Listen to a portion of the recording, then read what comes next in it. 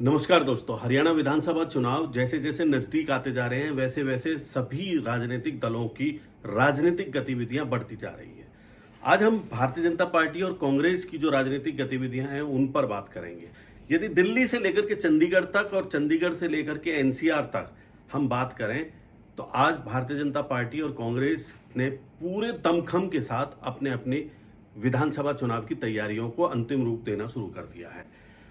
आज दिल्ली में कुछ गतिविधियां हुई। दिल्ली में सबसे बड़ी गतिविधि थी युवक कांग्रेस का प्रदेश कार्यकारिणी की मीटिंग। अब युवक कांग्रेस की जो प्रदेश कार्यकारिणी की मीटिंग थी उसमें प्रदेश प्रभारी दीपक बाबरिया ने फिर दीपेंद्र हुड्डा के साथ मिलकर के प्रदेश सरकार पर, प्रदेश की भारतीय जनता पार्टी सरकार पर एक तरीके से धावा बोला।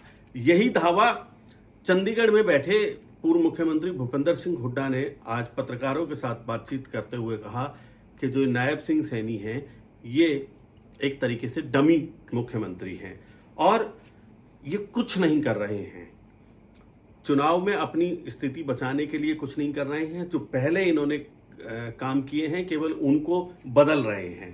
पहले मान लो इन्होंने प्रॉपर्टी आईडी का मामला किया तो उसका समाधान शिविर लगा रहे हैं, फिर परिवार पहचान पत्र का शिविर लगा रहे हैं, फिर सरपंचों की जो कटौती की थी वो सरपंचों की कटौती पूरी कर रहे हैं। कुछ नया इन्होंने किया नहीं, केवल अपने ही कामों का यू टर्न ले रहे हैं। ये आज भूपेंद्र सिंह हुड्डा ने वहां कहा। भारतीय जनता पार्टी की तरफ से जो प्रदेश के प्रभारी हैं और चुनाव अभियान के सह प्रभारी हैं विप्लव कुमार देव, वो आज एक अभियान लेकर के कार्यकर्ताओं से फीडबैक लेने के लिए वो रेवाड़ी, पलवल और अब फिर फरीदाबाद 3 जिलों में आज दौरा कर रहे हैं। तीनों जिलों में उनको जो फीडबैक मिल रहा है वो फीडबैक भी बिल्कुल अलग तरीके से मिल रहा है। जैसे रेवाड़ी में एक कार्यकर्ता ने उनसे कहा कि हम कर क्या रहे हैं, हमें इसका आत्मविश्लेषण करना चाहिए। हम कह रहे हैं सबका साथ सबका विकास, सबका साथ सबका विकास होना चाहिए, इसमें कोई दो राय नहीं। ये नारा हमारा प्रधानमंत्री नरेंद्र मोदी द्वारा दिया गया बिल्कुल सार्थक है। लेकिन एक क्षेत्र में जैसे रेवाड़ी में कांग्रेस के विधायक हैं चिरंजीव राव, तो स्टेट की भारतीय जनता पार्टी सरकार उनको अनुदान दे रही है, उनको ग्रांट दे रही है और वो उस ग्रांट को जब उसका काम शुरू होता है तब शिलान्यास पत्थर रखते हैं, जब उसका उद्घाटन होता है तो उसका उद्घाटन भी खुद करते हैं। वहाँ भारतीय जनता पार्टी के कार्यकर्ता जाते नहीं हैं और ये जो कांग्रेस के विधायक हैं यही उन चीज़ों को वहाँ बैठ करके भारतीय जनता पार्टी को गालियाँ तक भी देते हैं राजनीतिक तौर पर। तो वो ये कहते हैं कि अगर ग्रांट देनी है तो दो, हम कहते हैं कि सबका साथ सबका विकास हो, लेकिन उस ग्रांट का जो काम शुरू हो तो विभाग का मंत्री उसका शिलान्यास पत्थर रखने आए, उद्घाटन हो तो विभाग का मंत्री उसका शिलान्यास उद्घाटन पत्थर रखे। उस समय कम से कम भारतीय जनता पार्टी के कार्यकर्ता तो उस कार्यक्रम में पहुंचेंगे, कार्यकर्ता पहुंचेंगे तो वो प्रोत्साहित होंगे। दूसरा उन्होंने कहा कि भाई भारतीय जनता पार्टी के कार्यकर्ताओं को जो ये कौशल रोजगार निगम बना दिया है इसमें किसी का बच्चा नहीं लग रहा है। अगर 10 कार्यकर्ताओं के बच्चे लगते हैं तो 100 कार्यकर्ता पार्टी से जुड़ते हैं। कम से कम पक्की नौकरी नहीं तो कच्ची नौकरी तो उनको मिल जाए, ऐसा एक सुझाव गया। फिर वही कार्यकर्ताओं की बात प्रमुख ये विप्लव देव ने बैठा तो लिए 50 लोग एक साथ, लेकिन एक एक करके उनसे 2-2, 3-3 मिनट सबके सामने उनके विचार सुने और किसी ने कहा कि अगर किसी को अलग से है तो वो एक कागज पे लिख करके उन्हें दे दें।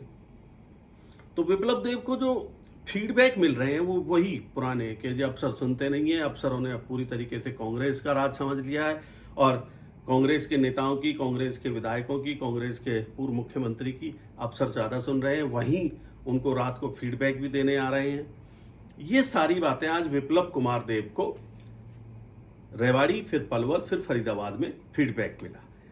तीसरा एक सबसे बड़ा जो काम हुआ आज विप्लव देव के बाद, भारतीय जनता पार्टी में पूर्व मुख्यमंत्री मनोहर लाल और वर्तमान में केंद्रीय ऊर्जा मंत्री मनोहर लाल आज हरियाणा भवन पहुंचे। हरियाणा भवन में उन्होंने काफ़ी लोगों से मुलाकात की, हरियाणा के बारे में भी चर्चा की। काफ़ी दिन बाद एक बार हरियाणा भवन मनोहर लाल जी का आना हुआ है और मनोहर लाल जी ने वहाँ एक एक कार्यकर्ता से मुलाकात की, उनके साथ फ़ोटो खिंचवाया, कार्यकर्ताओं से फीडबैक भी लिया, कार्यकर्ताओं से कहा कि कोई उनका काम हो तो वो मुझे दे दें। तो पहले जैसे कह रहे थे कि हम पर्ची नहीं लेते हैं, खर्ची नहीं लेते हैं, लेकिन जिन लोगों ने आज उनको अपने आवेदन पत्र पकड़ा है, उनको बड़े प्यार से, बड़े सार्थकता से, और मनोहर लाल जी ने प्रोत्साहित भी किया कई कार्यकर्ताओं को, कई कार्यकर्ताओं के लिए वो रुके भी रहे, कई कार्यकर्ताओं से फिर अकेले में भी उन्होंने बात की। उनके साथ फरीदाबाद में बड़कल क्षेत्र की विधायक और शिक्षा मंत्री सीमा तिरखा ने भी राजनीतिक चर्चा की। तो ये राजनीतिक गतिविधियां अब इस समय चल रही हैं। इन गतिविधियों के चलने के बाद जननायक जनता पार्टी ने भी इस बीच अपना एक राजनीतिक कार्यक्रम प्रस्तुत कर दिया है कि 8 जुलाई को जननायक जनता पार्टी फरीदाबाद और गुड़गांव में कार्यकर्ता सम्मेलन करेगी। इसमें डॉक्टर अजय सिंह और दुष्यंत चौटाला, दिग्विजय सिंह, ये सब लोग मौजूद रहेंगे। जैसे जैसे विधानसभा चुनाव नज़दीक आता जा रहा है, वैसे वैसे ये सब लोग लेकिन इन सब में हम जो विधानसभा चुनाव लड़ने के इच्छुक हैं, चाहे वो भारतीय जनता पार्टी के हैं, चाहे कांग्रेस के हैं, उन कार्यकर्ताओं को एक सजेशन देना चाहेंगे, एक सुझाव देना चाहेंगे और सचेत करना चाहेंगे, बल्कि उन्हें चेतावनी भी देना चाहेंगे कि एक टीम बनती है 4 या 5 लोगों की। एक उनके हाथ में, 2 लोगों के हाथ में लैपटॉप होते हैं, 2-3 लोगों के हाथ में पूरे डाटा होता है, और वो कहते हैं कि हम दिल्ली से आए हैं, हम पार्टी आपको बताएंगे नहीं, लेकिन हम सर्वे कर रहे हैं। और जो विधानसभा के जितने भी प्रत्याशी हैं, उन प्रत्याशियों के साथ मिलकर के वो बातचीत करते हैं, उनसे आधा घंटा 1 घंटा डिफरेंट चीज़ें पूछते हैं और उनको ये जताने का प्रयास करते हैं कि भाई, फिर वहाँ एक कुछ उनसे बार्गेनिंग भी करते हैं कि भाई अगर आपको अपना मीडिया मैनेजमेंट प्लान बनवाना है तो वो बनवा लीजिए हमसे, या इस सर्वे के में हम आपको अप दिखा सकते हैं, बशर्ते कि आप हमें कुछ अलग से कर दें। तो ये सर्वे टीम का ये काम नहीं होता है। सर्वे टीम के बारे में तो पता भी नहीं चलता है वो कब सर्वे कर गए। तो इसलिए ये जितने भी कार्यकर्ता हैं, कोई इसमें फंस ना जाए, ये भ्रमजाल होता है, इस भ्रमजाल से बिल्कुल दूर रहें।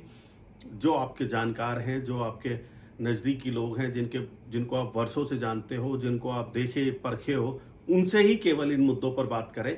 बाकी कोई अगर आपसे सूचना मांगे तो सूचना आप उन्हें दे दें, लेकिन इस तरीके के किसी आर्थिक भ्रमजाल में ना फंसे।